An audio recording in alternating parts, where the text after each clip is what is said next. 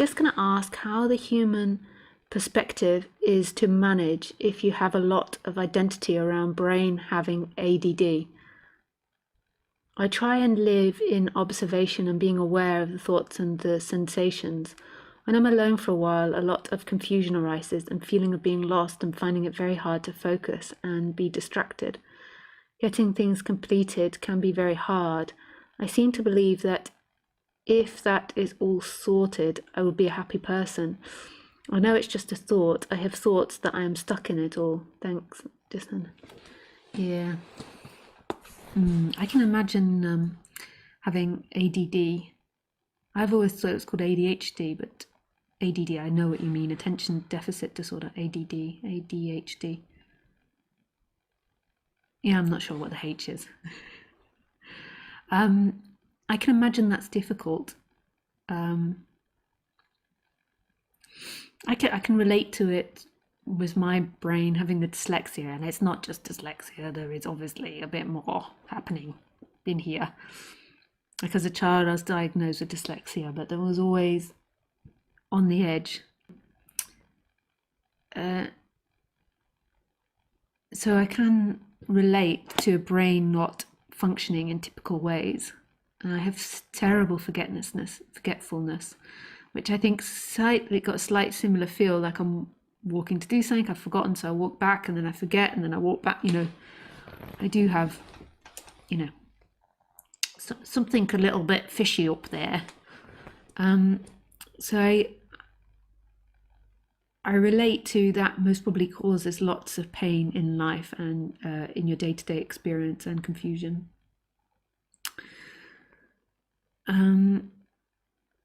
I do think there is natural remedies that could be done and practices that could be done that could help that. Yeah, like yoga practices, qigong, Chinese medicine, Ayurvedic medicine. Like I think you've done a lot of these things, but I do feel that could help with it and with the pain of it. So I do feel, and also there is obviously what the doctors recommend. I don't know how helpful that would be, but there is medication that you can take.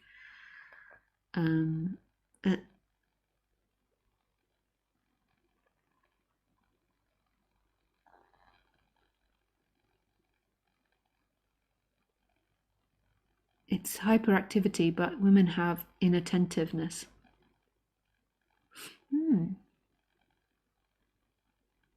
I see. Yeah, so I do think that there is paths that you could go down in the human level which would help with that. And I can imagine it creates a lot of pain. I can understand that, not being able to focus. Yeah. And really, you can do these therapies. I don't know what they would be, but I can imagine there would be these different therapies. But really, the freedom in which it's looked for is the freedom of that not being you, of coming home to who you truly are. I don't think that will fix your brain, but it's the movement back to what you are, which is this stillness now, this expansiveness.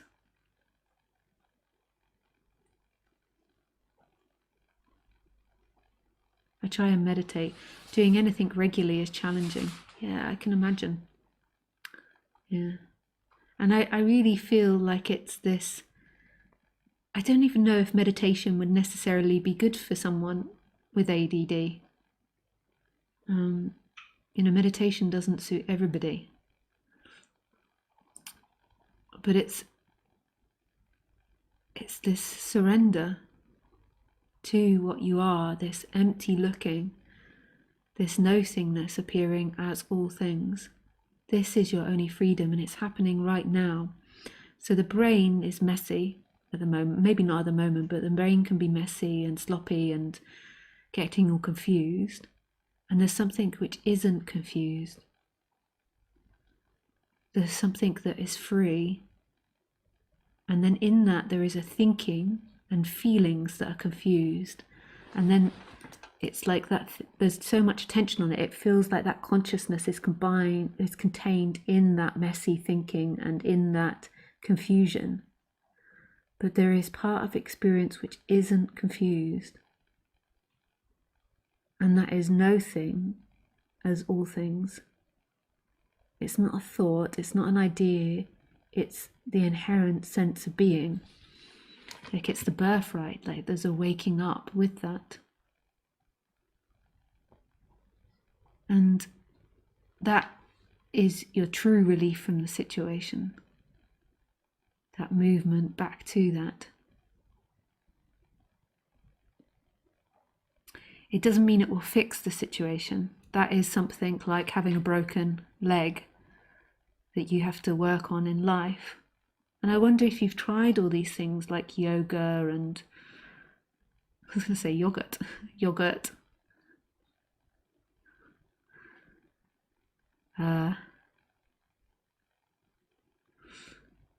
yoga, and I know you say doing these things regularly, but maybe going to a therapist that's specialized in these types of things. But with an alternative viewpoint on it, like acupuncture or something like that. But I can imagine ADD is very painful. But there is a part of you which isn't confused right here, right now, that does not suffer that. And then the brain, the thoughts, and the person is confused. And that feels all messy.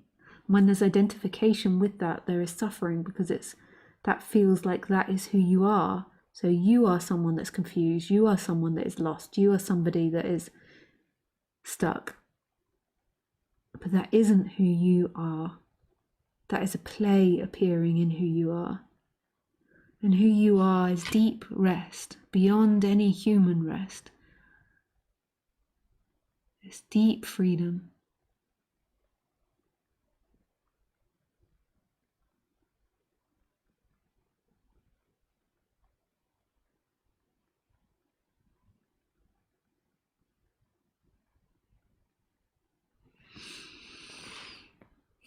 Yeah, nice. Beth says, thank you so much. I love you. I do feel the stillness. I love you too, Beth. Yeah. And even though we say it like I do feel the stillness, even in I do feel the stillness, there still might be some personal attachment to that stillness, like who the you doesn't have anything to do with that stillness. Like the you can never know the stillness. The you is a movement in time. I'm sure it's just language that you say that, but for everybody, for other people, just this clarity that this is absolutely impersonal. It's not a thing and all things. That looking is happening everywhere and nowhere. It's not inside the body or outside the body.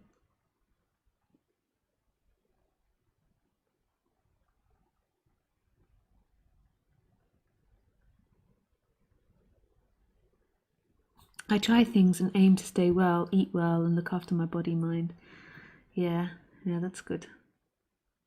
But maybe somebody knows, like comment below if you know like alternative therapists that work with like ADHD or autism. I mean, these are large in society, and I don't hear very many alternative therapists working with that. So yeah, if anybody knows that, please put it in the comments below or in the chat. I would really appreciate that, because I can share it on my website. Yeah. Or maybe a mixture between Western medicine and Eastern medicine, like alternative therapists and allopathic, or Western therapy, and kind of like with a like a holistic perspective to it. Yeah. Thank you. Thanks, Beth. Blessings on these teachings. Yeah.